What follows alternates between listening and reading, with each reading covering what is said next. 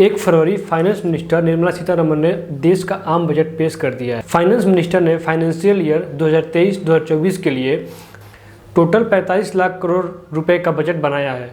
हालांकि इस बजट को काफ़ी बैलेंस रखने की कोशिश किया गया है। तो आइए जानते हैं क्या है खास इस बजट में।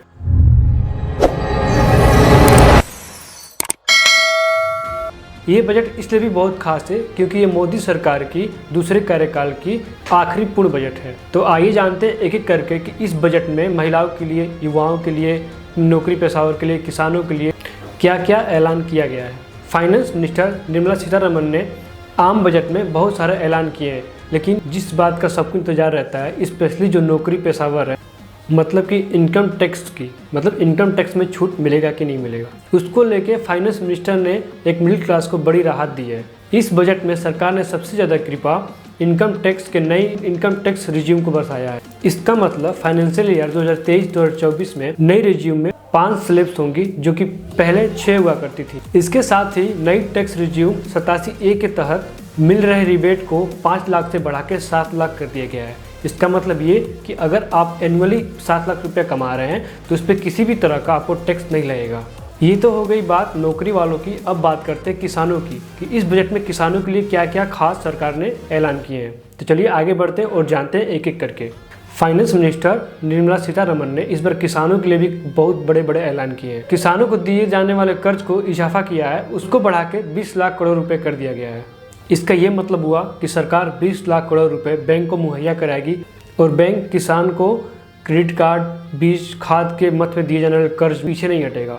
अगर किसान लोन के लिए अप्लाई करेगा तो वो बहुत इजीली ही ले पाएगा क्योंकि बैंक के पास फंड होगा। इसमें सबसे खास बात ये है कि इससे पहले यानी कि बीते वर्ष जो भी बजट पास हुए हैं, इतनी बड़ी रकम किसान कर्ज के लिए आवंटन नहीं कराया गया है। इसके अलावा सरकार ने एग्रीकल्चर एक्सेलरेशन फंड बनाने का ऐलान किया है। चलिए अब आगे बढ़ते हैं और ये जानते हैं कि इस बजट में महिलाओं के लिए क्या खास है। तो वित्त मंत्री निर्मला सीतारमण जी ने इस बार महिलाओं के लिए एक नई बचत योजना लेके आई है, जो कि महिला सम्मान पत्र है। ये एक छोटी सेविंग स्कीम है।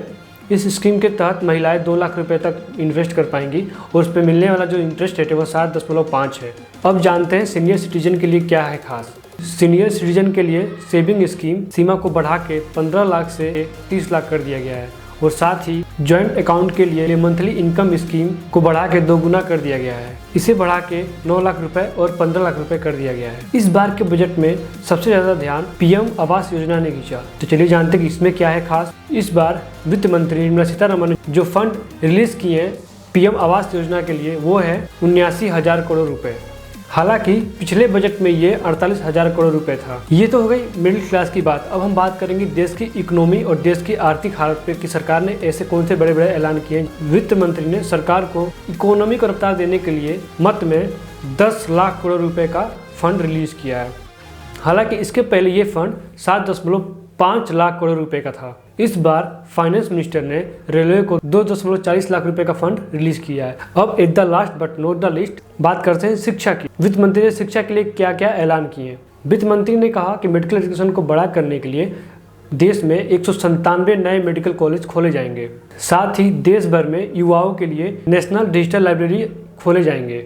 इसके अलावा वित्त मंत्री ने यह भी कहा केंद्र सरकार आदिवासी इलाके में 740 मॉडल स्कूल की स्थापना करेगी और आने वाले 3 साल में 38,000 शिक्षकों की भर्ती करेगी। इससे रोजगार भी उत्पन्न होगा।